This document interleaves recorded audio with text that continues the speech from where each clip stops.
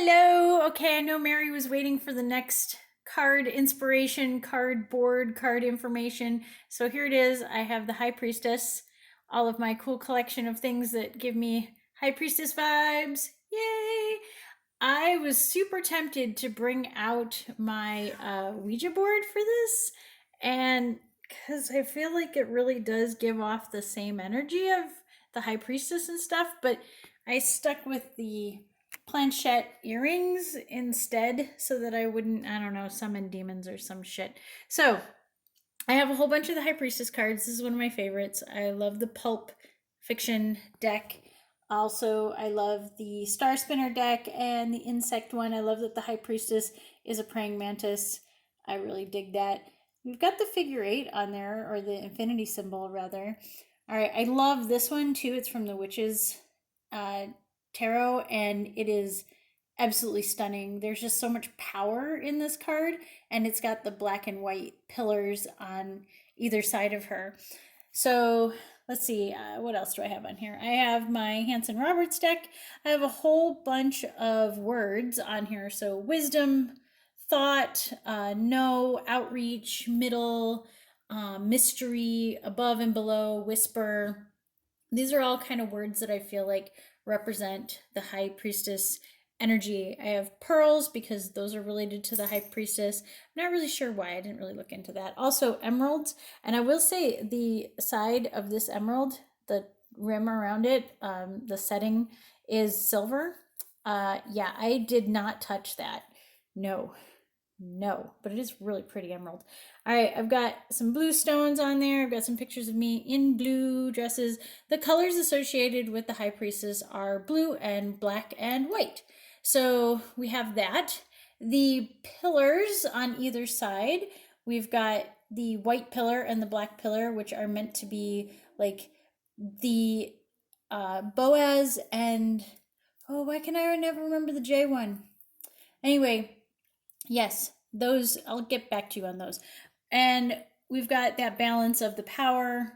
Obviously, she is reaching into the other worlds. There's a lot of Persephone sort of energy with the High Priestess because, again, she is reaching behind the veil and into the nether realms so that we can get more information and things like that.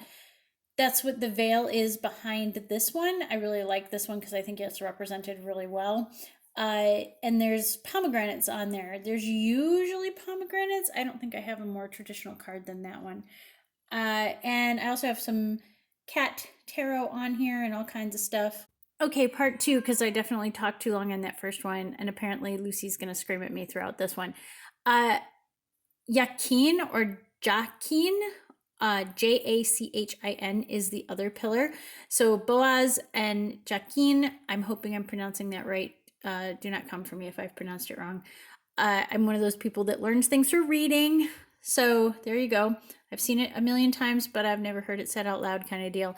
They are meant to represent pillars of, well, the pillars in front of Solomon's temple. So they are basically religious structures. And she, the High Priestess, is seated in front of them, or seated, basically allowing you access. It's a big Freemason thing too. So if you're into like Freemason, Illuminati, all that kind of stuff, it can have a lot of that representation as well. We see the pillars over here. They're usually black and white, or they are blue and white, or blue and black sometimes. I see this one's got, oh, it's got the black and white. Yeah, it's just got the rainbow around her. And of course, the veil behind her represents the entrance into those secrets.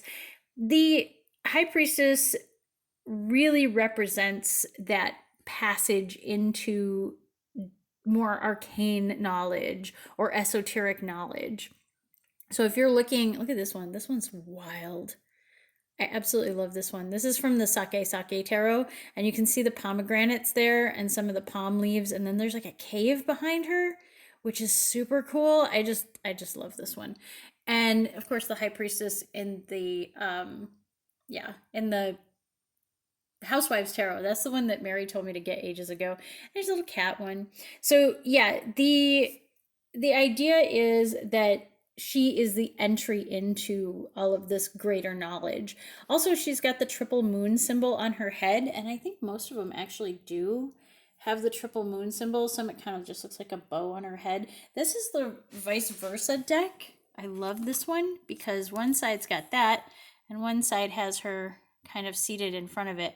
She's got the pomegranate on the table in that one. And so you can see the B and the J on there. It does not mean that. Anyway, so get your minds out. So that's what these kind of symbols represent with it. She's usually wearing blue, and she has a scroll usually, or a book. Again, that also represents arcane knowledge or ancient knowledge, ancient wisdom. The cross is representing the seasons and the crossing into things. So she is very much with that lunar energy and secrets and the nighttime and stuff that we learn in the past or in our esoteric knowledge of things. I just talk too much. Anyway, I love how the light is kind of sparking off of that stone. What I really wanted to talk about on this one, though, is the runes. I have 3 runes that are associated with the High Priestess. There may be other ones, but this is the ones that I kind of know the most about. We've got Othala, Laguz, and Isa, which now that I'm looking at it, I'm not sure if that's actually Laguz, so I'll have to look it up again. The meaning of these are essentially Isa is stillness and like taking that moment to contemplate, which also in a lot of the High Priestess cards, you're also going to see a bench or a chair. And that also represents contemplation and taking a moment to think about things. Othala is home and possessions and, you know, basically just who we are in the material world. And then Laguz represents the water of consciousness, shall we say. It's our group, our unifying group self, which is really what the balance is between the High Priestess, what she's doing. So like Isa is her seated there, and then Laguz and Othala are her kind of passing between the material and the esoteric, the material and the greater consciousness, and kind of bringing both those things back. So yeah, I really think that these 3 runes are the best to represent the meanings of this particular card. So if you want to introduce those into your cards as well. I also am going to make a bind rune that is associated with this one because I have been doing that for all of them so far. I say that there's been 3. There's now 3. But I've also looked at the Empress and I've already kind of figured out what she's going to look like as well.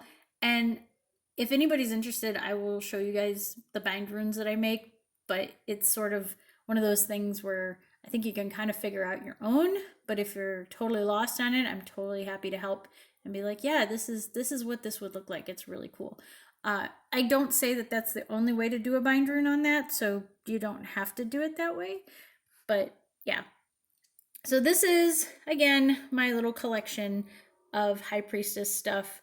I hope that helps. I've kind of got the skeleton thing going on here because, again, she passes into the other worlds. Again, big Persephone kind of vibes with her in so many ways because, again, she passes into the other realms and comes back with information. All right, I think I've talked enough on this. Bye!